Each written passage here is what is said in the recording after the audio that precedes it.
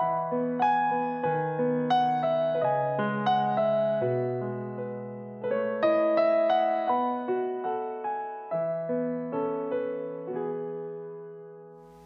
오늘은 실천적 그리스도인 8번째 시간입니다.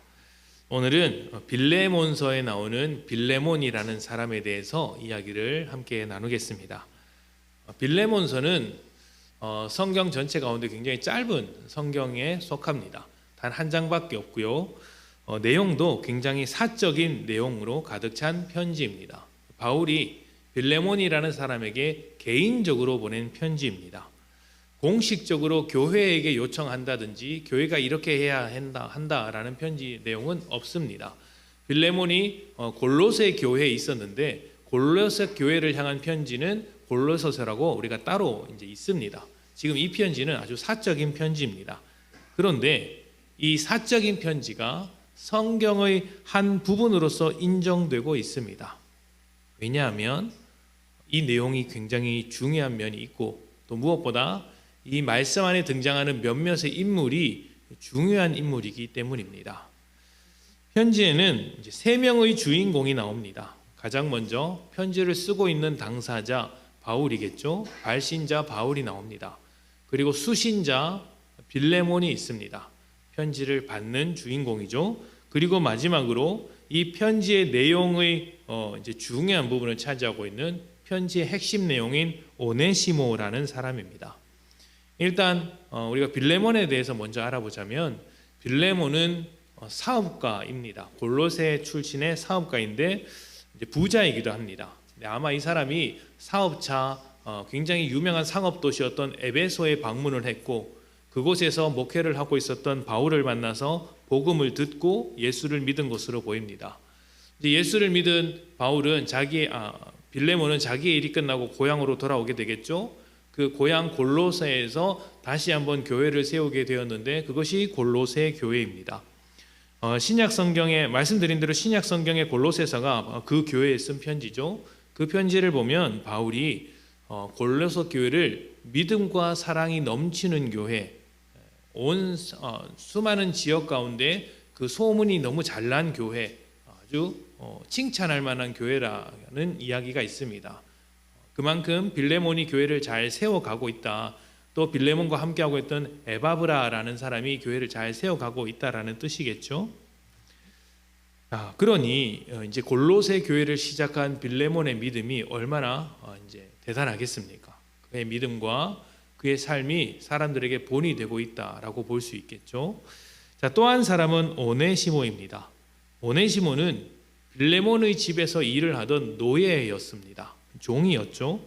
그런데 어떤 모종의 이유로 오네시모가 빌레몬의 집으로부터 도망을 갔습니다. 조금 있다가 조금 더 구체적으로 이야기하겠지만 지금의 관점으로 이 당시에 있었던 노예 제도를 이해하시면 곤란합니다. 우리가 생각하는 노예는 주인의 말을 듣지 않으면 멍석마리에서 막 때리고 먹을 것도 제대로 안 주고 잠잘 때 불도 안 떼워주고 그래서 꽁꽁 이제 추운 곳에서 자고 이렇게 아주 비참한 인생을 사는 노예라고 생각할 수 있지만 물론 노예라는 것은 좋은 것은 아니지만 로마 시대의 노예는 우리가 생각하고 있던 조선 시대 그런 시대의 노예들과는 아주 많이 달랐습니다.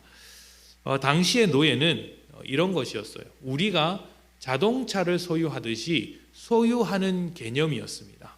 그러니까 생활 필수품으로서 노예가 여겨졌던 것이죠. 게다가 비인간적인 제도인 것은 맞지만 어떤 면에서는 이 노예를 직업처럼 여기는 경우도 많이 있었습니다. 월급도 받고요, 나름대로 복지도 있었고요, 자기 생활을 살아갈 수도 있었습니다. 자, 사실 오늘은 이 빌레몬과 오네시모 두 사람에 대한 이야기를 함께 하려고 했는데 이제 그러다 보니 내용이 너무 길어질 것 같아서 반을 뚝 떼어서 오늘은 먼저 빌레몬에 대한 이야기를 나누고 다음 주에 오네시모에 대한 이야기를 나누겠습니다. 원래 설교 한 편을 반으로 뚝 떼었으니까 어떻게 되겠습니까? 짧아지겠죠? 짧아질까요? 아시면서 그러세요. 자, 저한테 속지 마시기를 부탁드립니다.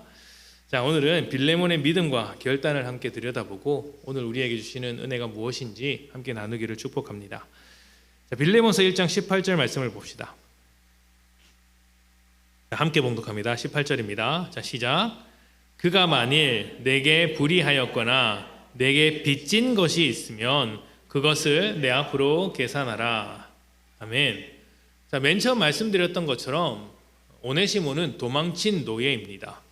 그런데 방금 읽었던 말씀을 보면 바울이 오네시모를 대신해서 피해를 입힌 것, 잘못한 것에 대한 금전적인 보상을 하겠다라는 대목이 나옵니다. 이런 것으로 비추어서 이제 생각해 봤을 때 아마 오네시모가 빌레몬에게 도망칠 때 막대한 금전적인 손해를 일으켰던 것으로 보입니다.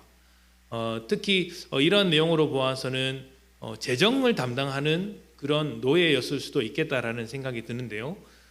도망치기 위해서 사고를 일으키고 이제 그 재정을 훔쳐서 도망간 것인지 아니면 어떤 사고로 인해서 재정을 파탄내 가지고 도망을 간 것인지는 알 수 없습니다만 재정적인 문제가 아주 심각하게 얽혀 있는 것은 확실해 보입니다.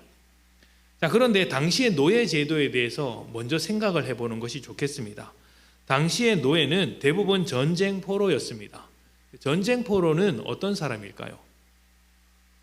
유능한 사람을 전쟁 포로로 잡아갑니다. 무능한 사람을 포로로 잡아가게 되면 시킬 일이 없잖아요. 그렇다고 죽일 수도 없으니까 먹여는 살려야 하는데 나라의 도움은 되지 않습니다. 그래서 포로로 잡아가지 않아요. 무능력한 사람을 그 나라에 남겨두어도 뭐 할 일이 없으니까 무슨 능력이 있어서 뭐 반란을 일으키겠습니까? 그래서 그냥 그 지역에 살게 하는 거예요. 대신 유능한 사람들, 백성들을 모합해서 뭔가 일을 꾸밀 수 있는 사람들, 똑똑한 사람들 데리고 가면 써먹을 데가 있는 사람들을 데리고 전쟁 포로로 가는 것입니다. 그리고 그 사회 안에서 자기 나라 안에서 일을 하도록 만드는 것이죠. 그게 전쟁 포로입니다. 그러다 보니 전쟁 포로 중에서는 이제 전문 직종에 종사하는 사람들이 꽤 많았어요. 노예라고 해서 허드렛 일만 하는 것이 아니라 그런 사람도 있겠지만 굉장히 전문적인 일을 하는 사람도 있었습니다. 예를 들면 로마 시대에는 외국에 있는 의사를 신뢰하기보다 노예 출신의 의사, 노예였던 의사를 더 신뢰하는 측면이 있었습니다. 그래서 로마 황제의 주치의가 노예였던 적이 있어요. 로마 황제의 건강을 살피고 치료했던 사람이 노예라는 것이죠. 그러니까 그 당시 노예가 받았던 어떤 그 대접, 그 사회적인 역할이 어떤 것인지 충분히 생각해 볼 수 있습니다. 당연히 월급도 있었고요. 복지도 꽤 좋았고 주인의 집에 소속되어 사는 것이 아니라 따로 나가서 살았던 사람도 있습니다. 결혼도 했고요. 자녀도 이렇게 낳고 가정을 꾸릴 수가 있었죠. 물론 그렇게 나온 자녀들도 신부는 노예입니다. 돈을 많이 벌면 주인으로부터 값을 치러서 자유를 얻을 수도 있었습니다. 물론 그 값이 너무나 비쌌기 때문에 쉽게 자유신분을 얻을 수는 없었죠. 그렇지만 주인이 너무 부당한 대우를 한다, 나를 너무 못 살게 군다라고 하면 주인에게 나를 다른 사람에게 팔아달라고 요구할 수 있는 권리가 있었어요. 그러니까 주인이 함부로 대하지 못하는 거예요. 어찌되었든 이런 노예 제도는 로마에게 있어서 굉장히 중요한 제도였습니다. 왜냐하면 로마의 번영, 로마의 승리는 로마의 군대와 그 군대가 가지고 있는 아주 멋진 그 전쟁 방법에 있었다면 로마가 번영하고 정말 경제적인 풍요를 얻을 수 있었던 것은 노예 제도 때문이었기 때문입니다. 노예를 잡아오면 아주 값싼 돈을 들여서 이제 그들이 똑똑한 사람이라고 있지 않습니까? 그러니까 고부가가치 사업에 투입할 수 있었던 거예요. 그러니까 투자는 적고 걷어들이는 것은 많겠죠. 그래서 그것으로 인해서 경제적인 효과가 엄청났고 또 노예를 거래하면서 얻는 부가가치도 상당했습니다. 노예가 상당히 비쌌거든요. 이런 것들을 가지고 로마의 재정을 뒷받침했고 로마의 경제를 운영했던 것입니다. 그래서 한때 로마의 인구가 로마 인구의 5분의 1이 노예였다라는 이야기도 있습니다. 10분의 1이라는 이야기도 있고 3분의 1이었다라는 이야기도 있습니다. 적당하게 한 5분의 1이 비슷하겠죠. 그러니까 100명이면 20명이 노예였던 거예요. 엄청나게 많았던 시대라고 할 수 있겠죠. 또 로마가 무너진 결정적인 이유도 전쟁에서 연전연패한 것 때문이 아니라 사실은 노예가 제대로 수급되지 않아서 전쟁에서 승리해야 노예를 데리고 오는데 전쟁에서 패배함으로 말미암아 노예를 수급하지 못하니까 그때부터 로마의 경제가 무너지게 되고 그래서 로마가 멸망의 길로 접어들었다라고 보는 시각이 있습니다. 노예 제도가 로마의 흥과 망을 다 결정했던 것이죠. 이렇게 중요한 노예 제도였기 때문에 로마는 노예에 대한 어떤 복지도 좋았지만 노예 제도를 위협하는 어떤 사건이 일어나면 대단히 엄격하게 대했습니다. 몇 가지 예를 들어볼까요?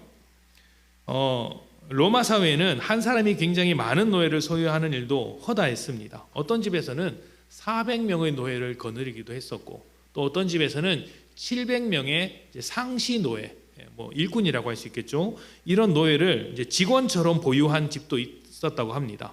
한 집에 노예가 그렇게 많으면 당연히 사건 사고가 일어나겠죠. 그 중에서 역사적으로 기록된 사건 중에 로마의 행정장관인 세쿤두스라는 사람이 있었는데 이 사람이 노예에게 원한을 사서 죽임을 당한 일이 있었습니다. 침대에서 자고 있을 때 노예가 와서 그를 죽인 것이죠. 이게 좀 큰 문제가 되어서 이제 그 당시 전통에 따라서 노예를 처형하고자 했는데 어떻게 처형했냐면 그 집안에 있는 모든 노예를 처형하기로 한 거예요. 그러니까 그 사람만 죽인 게 아니라 남녀, 노소를 불문하고 어린아이라 할지라도 노예를 모두 그 집안에 소속된 노예를 모두 죽이기로 결정한 거예요. 그 숫자가 400명입니다. 대단히 많죠? 근데 그게 그 사회에서도 좀 문제가 되었나 봐요. 워낙 큰 일이니까. 그래서 자유민들이 이제 너무 큰 문제가 아니냐 문제 제기를 했고 원로 회의에서 이것을 다루기 시작했습니다. 근데 결론이 어떻게 났냐면 로마 황제가 이것은 법으로 다스려야 한다고 하면서 군대를 동원해서 실제로 400명을 처형했다고 합니다. 그러니까 노예가 어떤 취급을 받았는지 어떤 대우를 받았는지 충분히 생각해 볼 수 있겠죠. 주인의 소유물이라는 것입니다. 주인의 말 한마디에 따라서 목숨이 왔다 갔다 할 수 있었다는 것이죠. 자, 이런 상황에서 노예였던 오네시모가 바울의 편지를 들고 빌레몬에게 돌아왔습니다. 자, 오네시모가 어떻게 바울을 만나고 어떻게 빌레몬에게 돌아갔는지에 대해서는 다음 주에 이야기를 나누겠습니다. 오늘은 철저하게 빌레몬의 입장에서만 이야기를 하겠습니다. 자, 빌레몬에게 있어서 오네시모는 어떤 사람일까요? 도망친 노예이면서 자기에게 금전적인 피해, 막대한 피해를 입힌 사람이었습니다. 게다가 그 사회의 근간을 이루고 있는 노예 제도를 뒤흔든 사람이에요. 주인의 것을 다 망치고 도망간 노예 아닙니까? 로마 사회에는 도망친 노예를 잡는 전문 직업인도 있었습니다. 왜 그런 직업인을 두었냐면 자꾸 도망치는 노예가 발생하니까 로마 사회의 근간이 흔들리는 것을 보고 그들을 잡아다가 데리고 오는 그리고 처형시키는 직업인도 있었던 것이죠. 그러니까 빌레몬의 입장에서 보자면 오네시모는 사회적인 범죄자일 뿐만 아니라 빌레몬의 어떤 개인 재산을 이렇게 손에 끼친 자고 게다가 인간적인 배신감을 들게 한 사람이기도 합니다. 마땅히 벌을 받아야죠. 감옥에 넣는 정도가 아니라 매질을 하는 정도가 아니라 목숨을 빼앗는 처형을 하더라도 아무 문제가 없는 정당한 권리를 행사하는 그런 입장이었습니다. 빌레몬에게는 그런 권리가 있었습니다. 권리예요. 그에게 주어진 권리. 권리는 어떻게 해야 합니까? 주장해야죠. 마땅히 권리를 사용해야죠. 지금 우리가 살아가는 이 세상에서도 자기 권리는 자기가 챙겨 먹어야 한다. 자기가 주장해야 한다. 이렇게 이야기를 합니다.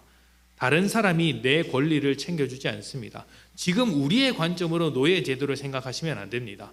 자동차를 소유하고 있는 것으로 생각을 하셔야 되는 거예요. 자, 우리가 자동차를 가지고 있으면 그 자동차에 대한 내 권리를 주장하는 게 이상한 일입니까? 정당한 일입니까?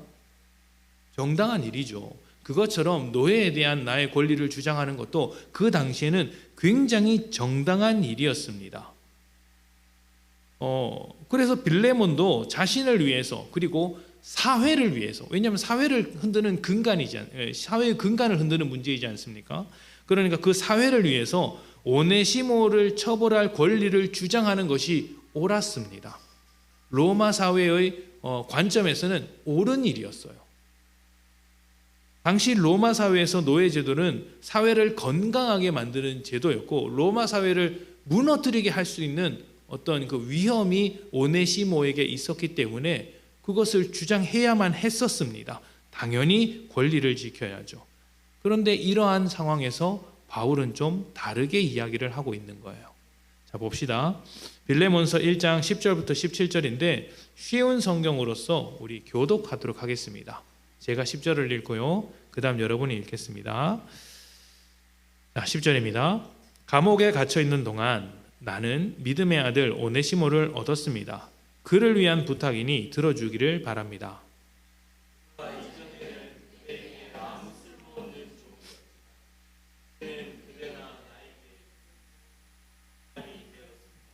나는 이제 나의 분신과도 같은 그를 그대에게 돌려보냅니다.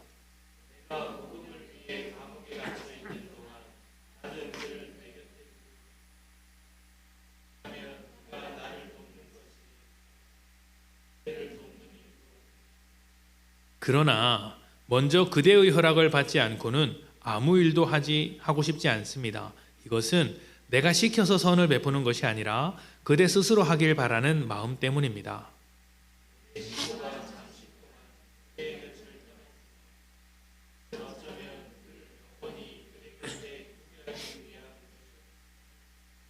그러나 이제는 종이 아니라 그보다 훨씬 더 귀한 사랑하는 형제로서 대해 주십시오. 나는 그를 소중히 여기지만 아마도 그대는 주님 안에서 그를 한 사람, 한 형제로 사랑하기 때문에 나보다 더 소중히 여길 것입니다.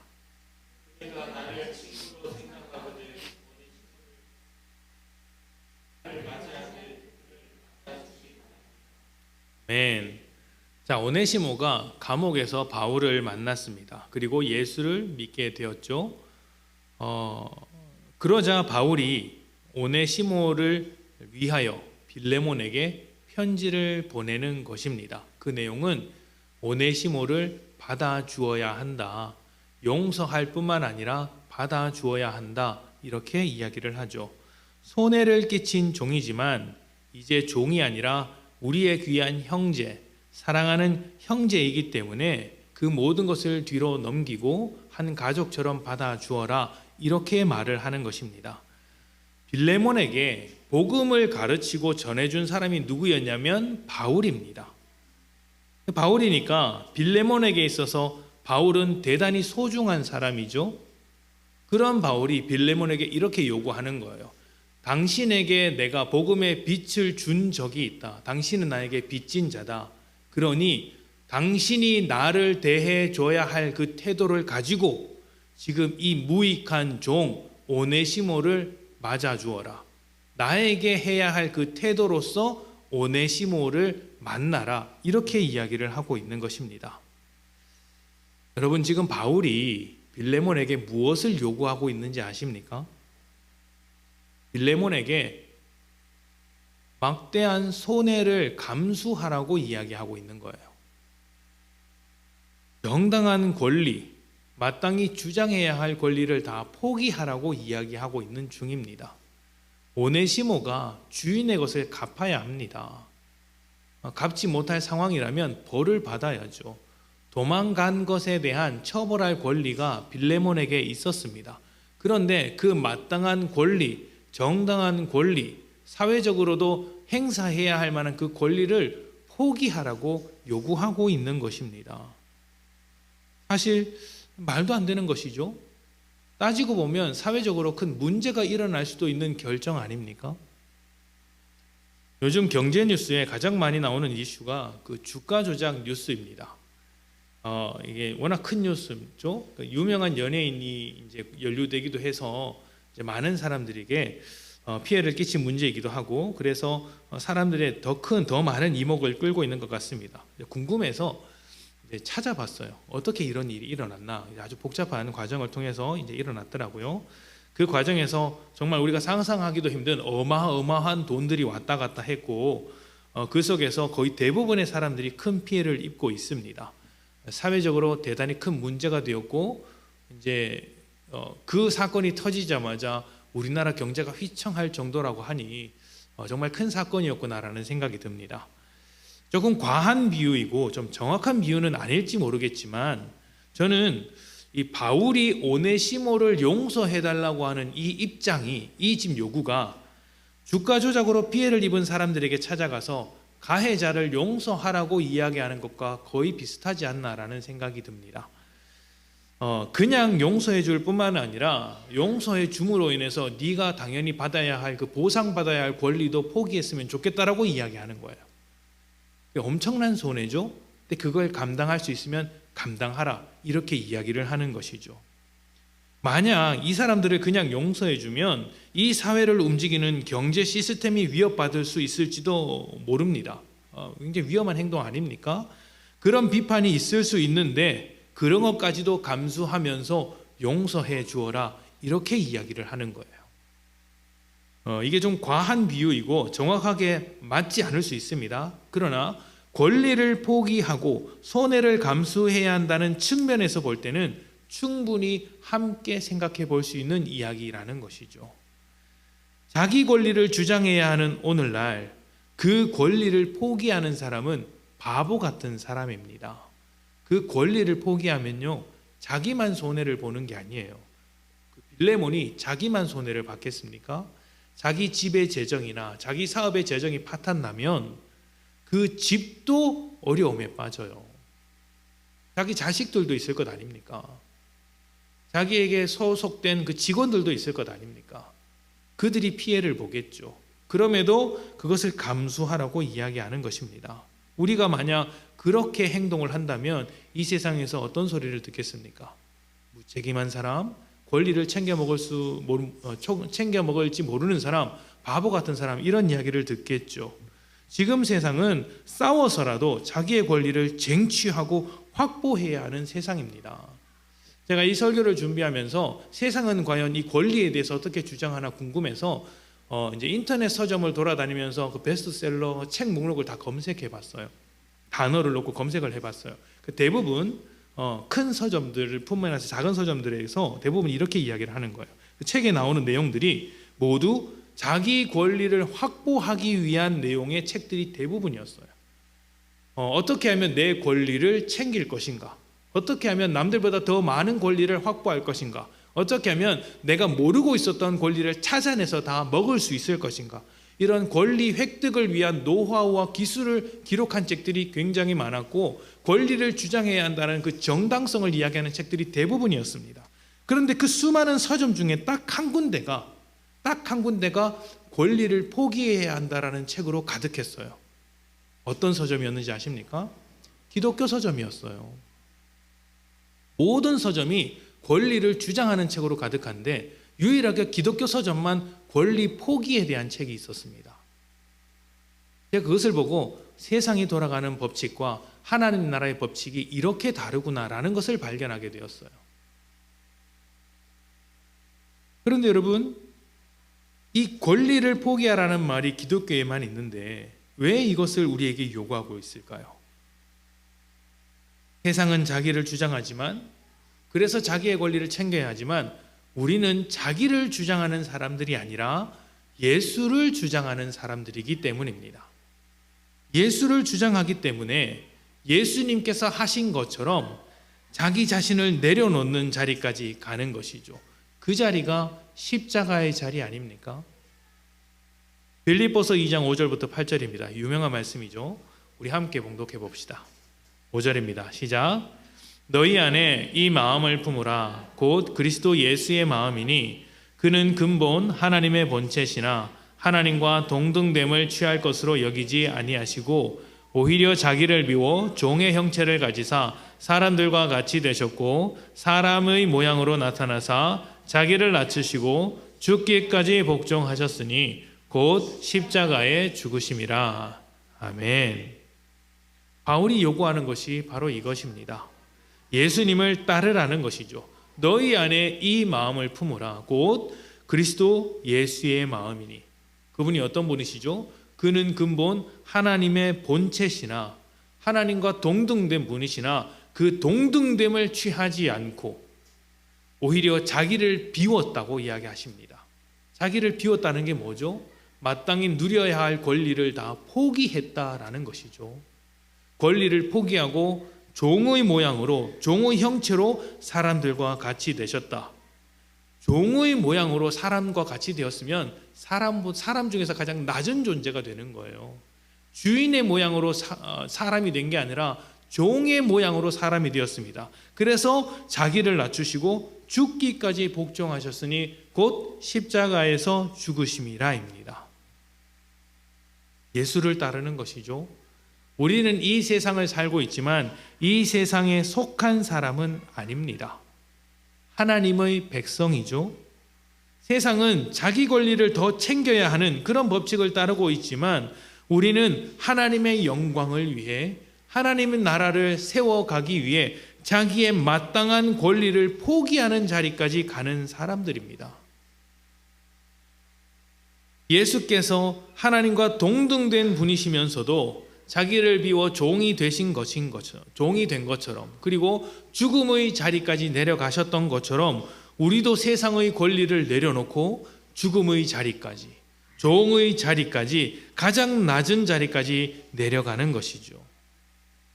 이렇게 내려가면요, 확실하게 손해가 있습니다. 손해가 있을 수밖에 없어요. 그리고 때에 따라서는 비난을 받고 조롱을 받을 수 있습니다. 멍청하게 그거 하나 못 챙겨 먹냐라는 소리를 들을 때가 있죠. 그런데 여러분, 그거요, 세상의 가치일 뿐이고 세상의 관점일 뿐입니다. 그런 이야기 들었다고 억울해하실 필요가 하나도 없습니다. 억울할 일이 아니에요. 답답해야 할 일이에요. 우리가 챙겨 먹지 못해서 답답한 게 아니라 우리의 가치를 모르는 저 세상 사람들을 답답해해야 하는 겁니다. 이 귀한 가치, 하나님 나라의 가치를 저들은 모르는구나. 어리석은 사람들 아닙니까? 우리는 세상을 넘어서 하나님 나라를 바라보는 사람들입니다. 그러니까 이 세상의 권리를 주장하는 사람들의 목소리에 휘둘릴 필요가 전혀 없죠. 현명한 사람일수록 어리석은 사람의 판단에 휘둘리지 않는 법입니다. 어른일수록 아이가 주장하는 가치를 이렇게 중요하게 생각하지 않습니다. 왜냐하면 아이가 생각하는 것보다 훨씬 더 많은 것들을 어른이 생각하기 때문이죠. 바울은 빌레몬에게 충분히 명령할 수 있는 입장이었습니다. 자기가 명령할 수 있으나 라고 이야기하지 않습니까? 자기가 복음을 전했고 자기 때문에 빌레몬이 예수를 믿게 되었으니 어떤 면에서는 스승이자 담임 목회자라고 할 수도 있습니다. 그래서 명령할 수 있는 입장이지만 바울이 어떻게 이야기합니까? 빌레몬에게 정중하게 부탁을 합니다. 이런 연유로 오네시모가 우리의 형제가 되었으니 당신의 권리를 포기함으로써 이 형제를 받아주시면 안 됩니까? 내가 명령할 수 있지만 명령하기를 포기하겠습니다. 당신의 선한 의지, 선한 의도, 주님을 닮은 그 선한 마음으로 결정해 주시기를 바랍니다. 이렇게 요청하는 거예요. 이게 뭡니까? 바울이 마땅히 행할 수 있는 그 명령할 수 있는 권리를 포기하는 것이죠. 바울이 자신의 권리를 포기하면서 빌레몬에게 권리를 포기하라고 요청하고 있는 것입니다. 권리를 포기하는 것은 어려운 일입니다. 그러나 여러분, 관점이 달라지면 포기하는 것이 아니라는 것을 알게 됩니다. 더 복된 가치를 쫓아가는 것이고 더 큰 권리를 붙잡는 것이죠. 세상에서 마땅히 받아야 할 권리를 받는 것, 내 권리를 찾는 것 자체는 여러분 나쁜 일이 아니에요. 그래서 여러분이 해야 할 이제 권리, 주장해야 할 권리가 있으면 주장하셔도 괜찮습니다. 중요한 것은 그 권리를 주장하는 일이 하나님의 영광, 하나님의 나라를 세워가는 일, 또 복음으로써 한 사람을 구원하는 일, 한 생명을 살리는 일과 충돌이 일어나면 그보다 못한 가치인 이 세상의 권리를 포기하는 거예요. 더 귀한 가치를 쫓아가라는 것이죠. 지금 바울이 그런 이야기를 하고 있습니다. 바울이 사실은 사도로서 교회에 대한 권리를 가지고 있다라고 이야기를 하는 장면이 나와요. 예를 들면 내가 베드로와 같이 교회로부터 생활비를 받아야 할 권리가 없겠느냐? 사도로서 후원을 받아야 할 권리가 없겠느냐? 당연히 그런 권리를 챙겨 먹어도 된다라는 의미겠죠. 그러나 많은 사람들이 돈을 벌기 위해서 복음을 전한다라고 오해하고 있기 때문에 내가 이 당연한 권리를 포기하겠다라고 이야기하는 거예요. 더 중요한 가치를 위해서 내 마땅한 권리를 포기한다. 근데 그 중요한 가치가 무엇이죠? 이 세상에 있는 그 어떤 가치가 아니라 하나님 나라의 가치라는 것입니다. 하나님 나라의 가치를 위해서 이 땅의 권리를 포기하라. 이것이 바울의 요구인 거예요. 그 어떤 권리도 하나님보다 크지 않고 하나님 나라보다 더 크지 않기에 하나님 나라를 세우기 위해서 나의 마땅한 권리, 당연한 권리도 내려놓는 것입니다. 여러분, 자기 권리를 주장하면 주장할수록 자기 중심적인 인간이 됩니다. 이기적인 인간이 되죠. 자기 중심적인 것, 그것이 죄의 특징입니다. 하나님 중심으로 살아가는 사람은 죄가 요구하는 자기 중심적 권리까지도 포기할 수 있어야 합니다. 죄인이 아니라 하나님의 자녀이기 때문이죠. 나를 중심으로 살아가는 것이 아니라 예수를 중심으로 살아가기 때문입니다. 여러분의 인생을 통해 하나님의 은혜가 나타나야 할 때, 여러분의 인생을 통하여서 하나님의 사랑이 드러나야 할 바로 그때, 여러분은 세상의 권리를 확보하느라 그 사랑과 은혜의 기회를 걷어차겠습니까? 아니면 십자가를 짐으로 권리를 포기함으로 하나님의 나라를 세워나가겠습니까? 오늘 바울이 요구하는 것처럼 저도 여러분에게 정중하게 요구하겠습니다. 명령할 수 있으나 여러분의 마음의 안에 있는 그 성령을 쫓아가고자 하는 여러분의 선한 마음을 의지하여 부탁드리겠습니다. 여러분 감당할 수 있다면 여러분이 당연하게 여기고 있는 그 권리들을 다 내려놓으십시오. 그리고 여러분의 권리를 주장하기에 앞서서 예수 그리스도의 십자가를 주장하는 하나님의 자녀들이 되었으면 좋겠습니다. 여러분의 눈을 들어서 세상보다 더 큰 하나님 나라를 바라보면서 자기의 권리를 십자가 앞에 다 내려놓고 하나님 나라를 세워가시는 복된 늘사랑교회 성도님들이 되시기를 축복합니다. 함께 기도합시다.